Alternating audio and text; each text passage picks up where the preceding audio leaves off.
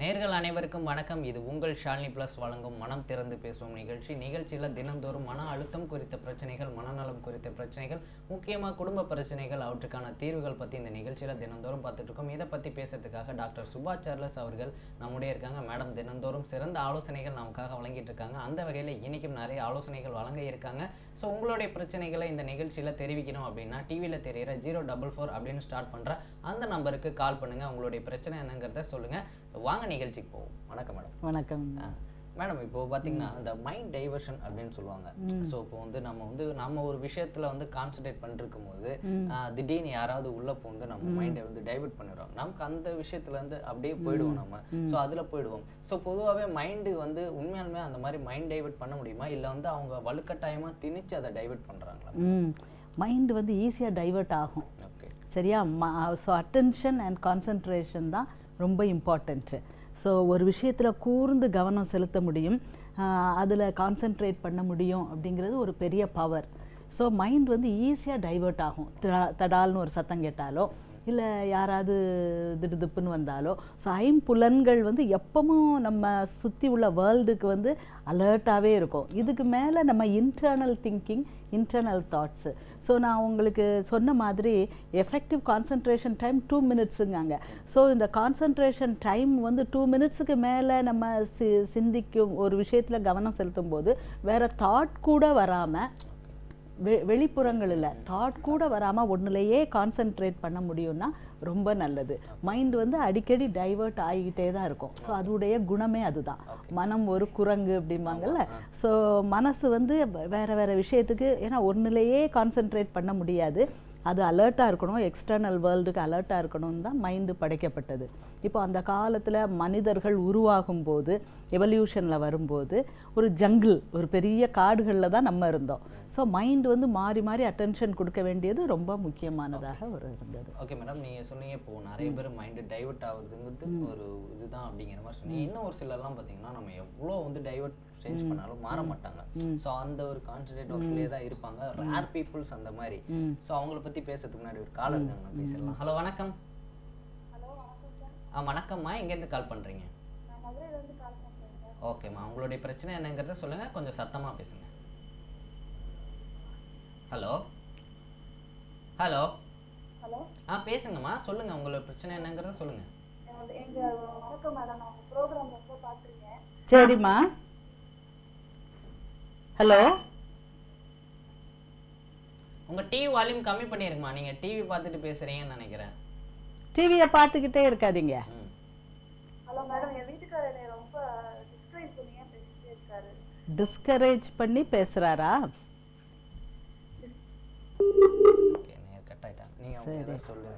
சரி, டிஸ்கரேஜ் பண்ணி பேசுகிறாரு, மனம் வருத்தப்படுறாங்க. ஆனால் யூஸ்வலாக 2 பேர் ஒரு குடும்பத்தில் வாழும்போது, கணவன் மனைவி அப்படின்னு வாழும்போது, மற்றவங்க மேலே உள்ள கோபத்தையும் எரிச்சலையும் மனைவி இடத்துல காட்டுறதும், மனைவி கணவன் இடத்துல காட்டுறதும் ரொம்ப காமன். ஆனாலும் இது அப்படி செய்யக்கூடாது. அவங்க பாருங்கள் எவ்வளோ வருத்தப்படுறாங்கன்ட்டு. ஸோ டிஸ்கரேஜ் பண்ணி பேசுகிறது கூடாது. என்கரேஜ் பண்ணி பேசலாம், மற்றவங்களை காயப்படுத்தாமல். கனி இருப்ப காய்க்கவர்ந்தற்று அப்படின்னு சொல்கிறாரு நம்ம திருவள்ளுவர். ஸோ நல்ல சொற்கள் எவ்வளவோ இருக்குது. அப்போ காயப்படுத்துகிற சொற்களை தவிர்த்துட்டு, ஒருத்தங்களை உண்மையிலே நம்ம நேசிக்கிறோம், அவங்க நல்லா இருக்கணும்ன்ட்டு நினைக்கிறோம் அப்படின்னு நினைக்கும்போது காயப்படுத்துகிற வார்த்தைகளை பேசாமல் தவிர்க்கிறது ரொம்ப நல்லது. ஓகே, அடுத்து ஒரு நேர்காணல் பேசலாம். ஹலோ, வணக்கம். Hello hello. வணக்கம்மா, எங்கேருந்து கால் பண்ணுறேன்? நாங்கள் சென்னையிலேருந்து கால் பண்ணுறோங்க சார். சொல்லுங்கம்மா, உங்களுடைய பிரச்சனை என்னங்கிறத சொல்லுங்கள். டாக்டர் கிட்ட பேசுங்க. சொல்லுங்கம்மா. Good morning doctor. குட் மார்னிங்மா. நானும், எனக்கு ஒரு ஃப்ரெண்ட் இருக்காங்க, அவர் 7 இயர்ஸ் நாங்கள் 2 பேரும் ஃப்ரெண்ட்ஸு. சரி. அவங்களுக்கு முதல்ல கொஞ்சம் அட்வைஸ் பண்ணோம், அது நல்லா ஏற்றுக்கிட்டாங்க. சரி. ஏதாவது சொன்னா அவங்களால ஏற்றுக்க முடியல, கொஞ்சம் மாறின மாதிரி ஒரு ஃபீலிங். சரி. அதனால நான் பண்ணக்கூடாது, அட்வைஸ் பண்ணக்கூடாதுன்னு நினைக்கிறேன். என்ன பண்ணணும் உங்களுக்கு? ஆனாலும் என்னால் அப்படி இருக்கவும் முடியல. ஓஹோ, பண்ணாம. 7 இயர்ஸாக நீங்கள் 2 பேரும் ஃப்ரெண்ட்ஸா? ஆமாம், ரொம்ப ஃப்ரெண்டு. சரி, நீங்கள் அட்வைஸ் பண்ணி நீங்கள் அங்கே கேட்கணும் அப்படின்னா அந்த ஃப்ரெண்ட்லி டேர்ம் இல்லையே. அட்வைஸ் பண்ணி ஒருத்தர் கேட்கணுன்னா ஒருத்தர் மேலே ஒருத்தர் கீழேங்கிற மாதிரிலாம் இருக்குது. அப்படி இல்லை, அவங்களும் சொல்லுவாங்க, நானும் சொல்வேன். அதுல வந்து இப்ப வந்து அவங்க ஒர்க் பண்றாங்க. ம் அதாவது அவங்க ஒர்க் வந்து டெலிபோன் ஆபரேட்டரா இருக்காங்க. சரி, ஆண் நண்பரா? இல்ல பெண் நண்பர் தான். சரி. பேசும்போது கொஞ்சம் பார்த்து பேசுங்க, பழகுங்க. முதல்ல என்கிட்ட இப்படிலாம் பேசும்போது இந்த மாதிரி பேசுறாங்க அப்படிலாம் சொல்லுவாங்க. பெஸ்ட் பேசினா அவங்க வாய்ஸ் நல்லா இருக்கு அப்படிலாம் சொல்லுவாங்க. பரவாயில்ல, ஜாலியா பேசுங்க, ஜாலியோட பேசுறதோட நிறுத்திக்கோங்க. கொஞ்சம் அது மீறி எக்ஸ்ட்ரா பேசினா கொஞ்சம் கோவப்படுற மாதிரி பேசுங்க. எல்லாரும் சிரிச்சு பேசினா ஒரே மாதிரி ஏத்துக்க மாட்டாங்க. ஆப்போசிட்ல என்ன மாறி இருக்கும் இல்லைங்களா ஆளுங்க சொல்லுவேன். அப்ப கரெக்ட், நீங்க சொல்றதெல்லாம் ஓகே அப்படின்னு சொன்ன மாதிரி இருந்தது. இப்போ ஆனா நான் அந்த அட்வைஸ் நான் அதே மாதிரி தான் பண்ணிட்டு இருக்கேன். சரி. அவங்க வந்து இப்ப மாறின மாதிரி தோணுது. அதால எங்களுக்குள்ள நிறைய சண்டை வர மாதிரி எனக்கு நான் ஃபீல் பண்றேன்.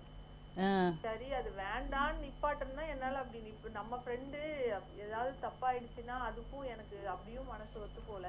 அதான் என்ன பண்றதுங்க டாக்டர்? சரி, நீங்க 2 பேரும் ஃப்ரெண்ட்ஸ், 7 வருஷமா ஃப்ரெண்ட்ஸ். ஃப்ரெண்ட்ஷிப்லயும் ஒரு எல்லை இருக்கு. கணவன் மனைவிக்குள்ளேயும் அதுவும் தெரியுது. ஆனாலும் என்னால கேட்காம இருக்க முடியல.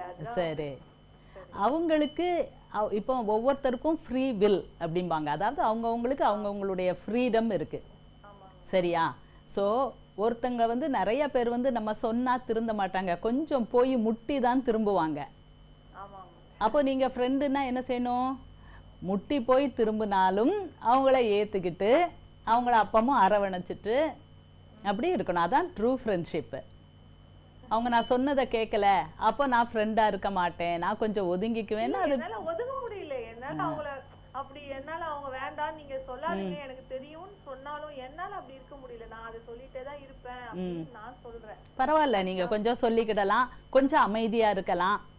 நீங்க சில வேளை நான் ரொம்ப டிஸ்டர்பன்ஸ் ஆகுறாங்க மேடம். அதால எனக்கு நான் ரொம்ப டென்ஷன் ஆகுற மாதிரி எனக்கே தோணுது. தேவையில்லாம கோவப்படுறேன், தேவையில்லாம யோசிக்க ஆரம்பிக்கிறேனோன்னு நான் வந்து வேற ஸ்டேஜுக்கு போற மாதிரி தோணுது. அதால தான் இப்போ உங்களுக்கு கால் பண்ணேன். ஓஹோ, சரி. அப்போ இது ஃப்ரெண்ட்ஷிப் வந்து உங்களுக்கு அவங்க என்ன பேசுறாங்க, யார்கிட்ட பேசுறாங்க, எப்படி எதுவும் சிக்கல்ல மாட்டிக்குவாங்களா அப்படின்ட்டு உங்களுக்கு ஒரு அப்செஷன் மாதிரி மனசுக்குள்ளேயே அதுவே சுத்திட்டு இருக்கு. சரி, செஞ்சாலும் என்னோட இது வந்து அங்கேயே ஒரு மாதிரி தோணுது. சரி, உங்களுக்கு குழந்தைகள்லாம் இருக்காங்களா? குழந்தைங்க இருக்காங்க. ஒரே போர்ஷன் தான். நான் மேல இருக்கேன், அவங்க கீழே இருக்காங்க. ஒரே பொண்ணு. என்ன வயசு உங்களுக்கு? இல்ல 2 பொண்ணுங்க எனக்கு. எனக்கு வந்து 40 ஆகுது. 40 ஆகுது. சரி, நீங்க இன்னும் கூட கொஞ்சம் உங்களுக்கு டைவர்ஷன்ஸ் வேணும். இல்ல எந்த வேலை நான் எந்த நிமிஷம் எந்த வேலை செஞ்சாலும் என் மைண்ட் மட்டும் அங்கேயே இருக்கு. அதாவது வேலை மட்டும் தான் கையும் எல்லாம் செய்தே தவிர மைண்ட் மட்டும் ரிலாக்ஸ் ஆகவே மாட்டேங்குது. ஓஹோ, உங்க உலகம் வந்து ரொம்ப சின்னதா இருக்குமா? உங்க உலகத்துல உங்க ஃப்ரெண்டு தான் ரொம்ப ஒரு மெயின் டாமினன்ட் ஃபேக்டரா இருக்காங்க. உலகத்தை நீங்க இன்னும் புரிஞ்சுக்கிடணும். வீட்ல வந்து நான் எல்லாம் என் பசங்களும் வேலைக்கு போயிடுவாங்க, ஹஸ்பண்ட் வேலைக்கு போயிடுவாரு. நாங்க 2 பேரும் ஒரே போர்ஷன்ல தான் குடியிருக்கோம். நான் மேல போர்ஷன்ல இருக்கோம், அவங்க கீழே ஒரே காம்பவுண்ட்ல 2 பேரும் இருக்கோம். ஓ சரி. அதால வேற எனக்கு அவங்க அத பத்தி நிறைய யோசிக்க வேண்டிய சந்தர்ப்பம் எனக்கு இருக்கிறதால யோசிச்சுட்டே இருக்கேன். சரி, ஓகே. சரி, இது தவறு, இது உங்களுக்கே தெரியுது, இது நல்லது இல்ல அப்படின்னு சொல்லிட்டு தெரியுது. நான் பண்றது நல்லது இல்ல, நமக்கு வேற லைஃப் இருக்கு, அவங்க வேற லைஃப் இருக்கு, நல்லா யோசிக்க முடியுது. ஆனாலும் என்னால அதுல இருந்து வெளியே வர முடியல. அதுக்கு தான் உங்க அட்வைஸ் வேணும். ஓஹோ, சரி, ஓகே. நீங்க வந்து உங்க ஹஸ்பண்ட் எப்படி பேசுறாங்க, உங்க பிள்ளைகள் என்ன பண்றாங்க அப்படின்னு அவங்களுடைய ஃப்ரெண்ட்ஷிப்ல அவங்க மேல இன்னும் கொஞ்சம் நீங்க கவனம் செலுத்தலாம். நான் நினைக்கிறேன் நீங்க அவங்களுக்கு கொடுக்குற கவனம் கம்மியா இருக்கு, உங்க ஃப்ரெண்டுக்கு கொடுக்குற கவனம் ஜாஸ்தியா இருக்கு. உங்க பிள்ளைகள் என்ன செய்யறாங்க, அவங்களுடைய ஃப்ரெண்ட்ஷிப் எப்படி இருக்கு, அவங்க எப்படி வாழ்க்கையை நடத்துறாங்க, பேர பிள்ளைகள் எப்படி இருக்காங்க, கல்யாணம் ஆகியிருந்துச்சுன்னா, அதுக்கப்புறம் உங்க ஹஸ்பண்டுடைய இது எப்படி இருக்காங்க அப்படி சொல்லி நீங்க உங்க மனசை இங்க இருந்து எடுத்து பிடுங்கி நீங்க வேற ஒரு இடத்துல நட்டணும். ஸோ அதை வந்து நீங்க வேற ஒரு இடத்துல நீங்க இன்ட்ரெஸ்ட் செலுத்தணும். அந்த இடத்துல உங்களுடைய மனசு பாய்ந்து அங்க ஒரு செடியா வளரணும். சரியா? அதுக்கு நீங்க முயற்சி பண்ணுங்க. சப்போஸ் அது முடியலைன்னா நல்ல டேப்லெட்ஸ் இருக்கு, மனசை திடப்படுத்தக்கூடிய, தைரியப்படுத்தக்கூடிய, இப்படி சின்ன விஷயம் மனசுக்குள்ள திருப்பி திருப்பி வர்றதெல்லாம் தடை பண்றதுக்குரிய டேப்லெட்ஸ் நல்லா நிறைய இருக்குது. ஒன்றும் செய்யாது, பக்க விளைவுகள் கிடையாது. அதை கொஞ்ச நாள் சாப்பிட்டுக்கலாம். நன்றிம்மா, நன்றி அழைத்தீங்க. நன்றி நன்றி மேடம். அதான் சொல்லுங்க, ஒரு என்னதான் டைவர்ட் பண்ணாலும் சில பேர் பார்த்தீங்கன்னா அவங்க வந்து அந்த இதுலேருந்து மாறவே மாட்டாங்க. ஸோ பிடிச்ச இப்போ இவங்க கூட சொல்கிறாங்கல்ல, எனக்கு வந்து மனசு அங்கேயே தான் போகுது, அவங்களுக்கு வேற லைஃப் இருக்கு, என் ஃப்ரெண்டுக்கு அவங்க வேற வேலை இருக்குனாலும் அவங்களுக்கு எடுக்க முடியல. சம்டைம்ஸ் அவங்க அந்த மாதிரி இருக்கிறாங்க. ஸோ அவங்களுக்கு என்ன மாதிரியான ஒரு மைண்ட், ஏன் அது டக்குன்னு அவங்களால மைண்ட் டைவர்ஷன் பண்ண முடியாது? ஆமாம். ஸோ நான் அதாவது மனசை வந்து ஆராய்ந்து பார்க்கும்போது, மனசில் இப்படிப்பட்டவங்களுடைய மனசை அது சோதித்து பார்க்கும்போது அதில் உள்ளது அப்படின்னா அந்த செரட்டோனின் குறைபாடு தான், செரட்டோனின் இம்பேலன்ஸ். ஸோ இந்த இம்பேலன்ஸ் இருக்கும்போது மனசு வந்து வீக் ஆகுது. மனசு வீக் ஆகும்போது சில விஷயம் மனசில் பதிஞ்சிடுச்சுன்னா அதுவே திருப்பி திருப்பி திருப்பி திருப்பி இவங்க சொல்கிறாங்க, என் கை தான் வேலை செய்யுது ஆனால் மூளை ஃபுல்லாக அங்கே இருக்குது. கணவர் இருக்காரு, 2 குழந்தைகள் இருக்காங்க, ஆனாலும் இவங்க தோழியுடைய விஷயத்து மேலே இவங்களுக்கு அப்படி ஒரு தீராத ஒரு அட்ராக்ஷன். அது வந்து இப்போ தோழி வந்து இவங்க வீட்டிலேயே இருக்காங்க, தோழியுடைய வேலை வந்து கொஞ்சம் இன்ட்ரெஸ்டிங்காக இவங்களுக்கு தெரியலாம். ஸோ அவங்க டெலிஃபோன் ஆப்ரேட்டர், அவங்க வந்து பல பேரோட பேசுகிறாங்க. ஸோ இவங்க வாய்ஸ் பிடிச்சிருக்குன்னு சொல்லி ஒவ்வொருத்தர் ஒவ்வொரு மாதிரி கமெண்ட் பண்ணுறாங்க, பல பேரை இவங்க ஈர்க்கிறாங்க. ஸோ இது எல்லாம் இவங்களுக்கு ஒரு த்ரில் கொடுக்கலாம். ஸோ அவங்கள வந்து இவங்க மேனிப்புலேட் பண்ணணும், இவங்க வந்து எப்படி நடக்கணும் அப்படின்னு சொல்லிட்டு இவங்களுக்கு என் ஃப்ரெண்ட் அப்படிங்கிறதுனால அவங்க மேலே ஒரு பொசசிவ்னஸ் கொஞ்சம் அதிகமாக உருவாகி இருக்கலாம். ஸோ அவங்கள கண்ட்ரோல் பண்ணணும் அப்படின்னு நினைக்கிறாங்க. அதனால ஈடுபாடும் ஜாஸ்தி ஆகுது. ஸோ இது இருக்கக்கூடாது, எல்லாத்துக்கும் ஒரு லிமிட் இருக்குது, அந்த இடத்துல தள்ளி நிற்கணும். இவங்களுக்கு தெரியுது ஆனால் மனசில் வந்து அப்படி இல்லை. ஸோ இதே மாதிரி மனசு வந்து டைவர்ட் ஆகுது அப்படிங்கும்போது மனசு வந்து அதை வந்து கரெக்டாக செக் பண்ணவும் தெரியணும். மனசை டைவர்ட் ஆகுதுன்னா நான் அங்கே விட்டுக்கிட்டே இருக்கேன், அது வந்து சரியில்லை அப்படிங்கும்போது அட்டென்ஷன், கான்சன்ட்ரேஷன், ஃபோக்கஸ் இது ரொம்ப ரொம்ப முக்கியம். மனுஷனுக்கு தான் இது இருக்குது. இப்போ வந்து ஒரு அணுக்கு உள்ள துகள்களை ஆராய்ந்து பார்க்கும்போது குவாண்டம் மெக்கானிக்ஸில் நம்ம ஒரு அணுவை கவனிக்கும் போது ஒரு மாதிரி அது பிஹேவ் பண்ணுது, கவனிக்காத போது வேறு மாதிரி பிஹேவ் பண்ணுது. ஸோ இதை வச்சு நிறைய புக்ஸ் வந்திருக்கு, நிறைய கான்செப்ட்ஸ் வந்திருக்கு. ஸோ ஹியூமன் அட்டென்ஷனுக்கு அவ்வளோ பெரிய ஒரு பவர் இருக்குது அப்படிங்கிறாங்க. ஸோ நம்ம வந்து ஒரு மனுஷன் முழிச்சிருந்தா தான் அவனுக்கு உலகமே இருக்குது. ஸோ அட்டென்ஷன், கான்சன்ட்ரேஷன் இருக்குது, ஒரு நல்ல ஃபோக்கஸ் பண்ண முடியும் அப்படின்னா தான் அவங்களுடைய உலகமே இருக்குது. அந்த ஆள் இல்லை அப்படின்னா உலகமே அவங்களுக்கு கிடையாது. ஸோ இந்த ஹியூமன் கான்சன்ட்ரேஷன், அட்டென்ஷனுக்கு வந்து அது உலகத்தையே ஒரு ஈர்க்கக்கூடிய ஒரு விஷயமா இருக்குது. ஸோ இது முக்கியம். மைண்டு டைவர்ஷன் அப்படிங்கிறது வந்து சில வேளைகளில் அது நல்லது. மைண்டு வந்து இப்போ இவங்களுக்கு வந்து மைண்ட் டைவர்ஷன் வேணும்னு சொல்கிறோம், நீங்கள் வேறு விஷயத்தில் நீங்கள் கான்சன்ட்ரேட் பண்ணுங்கள், அதுக்கு இம்பார்ட்டன்ஸ் கொடுங்க அப்படின்னு சொல்கிறோம். பட் சில வேளைகளில் மைண்டு டைவர்ட் ஆகிட்டே இருக்கிறது நல்லது. ஓகே, அடுத்த ஒரு காலர் இருக்காங்க, நம்ம பேசலாம். ஹலோ, வணக்கம். ஹலோ. வணக்கம்மா, எங்கேருந்து கால் பண்ணுறீங்க? அந்த மதுரையிலேருந்து கால் பண்ணுறேன். சொல்லுங்கம்மா, உங்களுடைய பிரச்சனை என்னன்னு சொல்லுங்கள், டாக்டர் இருக்காங்க, பேசுங்க. Okay sir. கல்யாணம் எனக்கு 11 வருஷம் ஆச்சுங்க. சரிம்மா. வீட்டுக்காரர் வந்து ஒரு பொண்ணை லவ் பண்ணிட்டு அவங்க கல்யாணம் பண்ணல, அதுக்கப்புறம் என்ன கல்யாணம் பண்ணியிருக்காங்க. சரி. நான் ரொம்ப டிஸ்டர்பாக 10 வருஷமா அவங்கள பற்றி எந்த ஒரு, என்னோட வீட்டுக்காரர் தான், எனக்கு 2 பசங்க இருக்காங்க, அவங்கள பற்றி எந்த ஒரு இதுவுமே எனக்கு தெரியாதுங்க.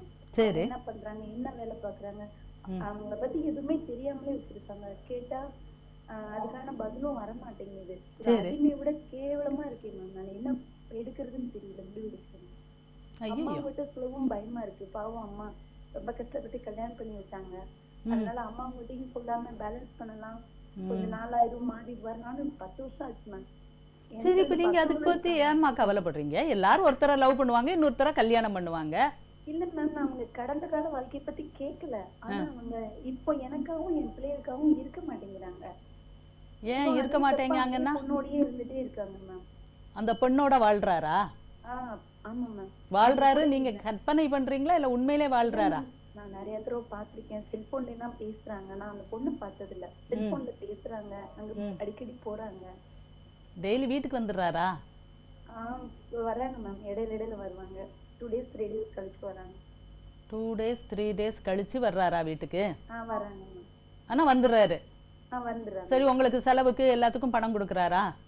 இல்ல படிக்க வைக்கிறாங்க மேம். எனக்கு அந்த மாதிரி எதுவும் கவனிச்சுக்கிறது இல்ல. உங்களுக்கு ஒரு சாரி வாங்கி கொடுக்கறது, ஏதாவது நகை வாங்கி கொடுக்கறது? இல்ல மேம். இல்லையா? நல்லா கரெக்டா சொல்லுங்க. இல்ல மேம், 3 தடவை சாரி வாங்கி கொடுத்துருக்காங்க. கல்யாணம்னா ஃபர்ஸ்ட் தீபாவளிக்கு. சரி. அப்புறம் இப்போ ரீசெண்டா ஒரு 3 வருஷத்துக்கு முன்னால ஒரு 2 தடவை. அதுக்கப்புறம் எதுவும் இல்ல மேம். சரி, உங்களுக்கு பணம் கொடுப்பாரா கையில? இல்ல மேம், அதெல்லாம் இல்ல மேம். சரி, வீட்டு செலவுக்கு எப்படி செய்றீங்க? வீட்டு செலவுக்கு எப்பயாவது. மற்றபடி அப்ப நீங்க வீட்டு செலவை எப்படி சமாளிக்கீங்க? அம்மா அக்கா அவங்கலாம் வரும்போது எங்களுக்கு கொடுத்துட்டு போவாங்க மேம். அது எப்படிம்மா காணும்? அதான் மேம், அதான் என்ன பண்றதுன்னே தெரியல. உங்கள் ஹஸ்பண்ட் என்ன வேலை பார்க்குறாரு? லாயர் இருக்கு. ஆ, லாயர். லாயர். Husband lawyer. நல்லா சம்பாதிக்கிறாரா?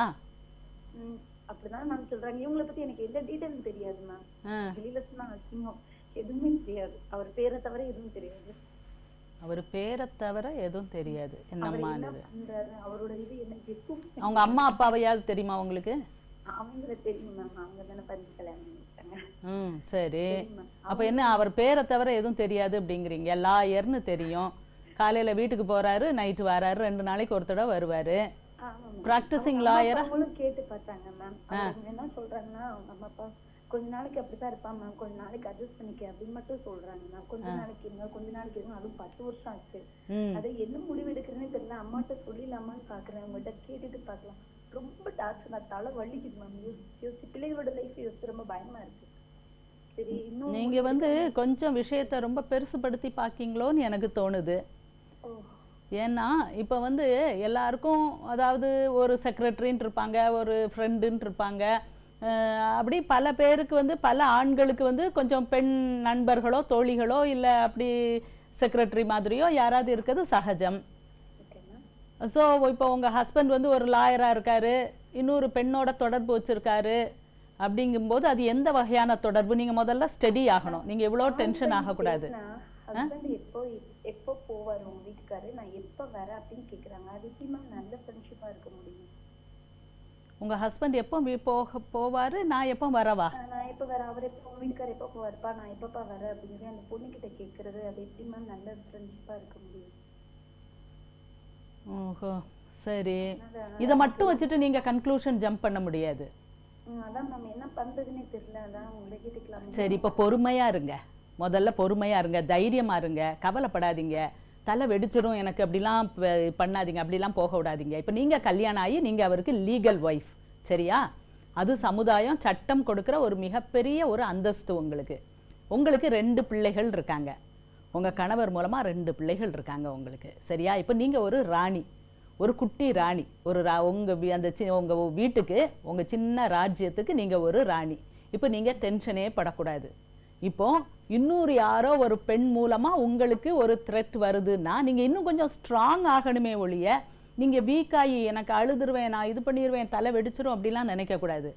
முதல்ல ஃபேக்ட் ஃபைண்டிங், என்ன நடக்கு, உண்மையிலே இது உண்மைதானா, இப்படி இருக்கா, உங்கள் ஹஸ்பண்ட்டே கேட்கலாம், ஸ்டடியாக கேட்கணும். அழுது ஆர்ப்பாட்டம் பண்ணிலாம் கேட்கக்கூடாது. இப்படி நீங்கள் ஒருத்தங்கிட்ட பேசுனீங்களே, எதுக்கு அப்படி பேசுனீங்க, எது தப்பாக தெரியுதே என்ன அப்படின்னு நீங்கள் அவர்கிட்டே கேளுங்க. அப்படித்தான் இருக்கு அப்படின்ட்டாரா? சில ஆண்கள் வந்து பொம்பளைங்க இப்படி சதா சந்தேகப்பட்டுக்கிட்டு இருந்தா,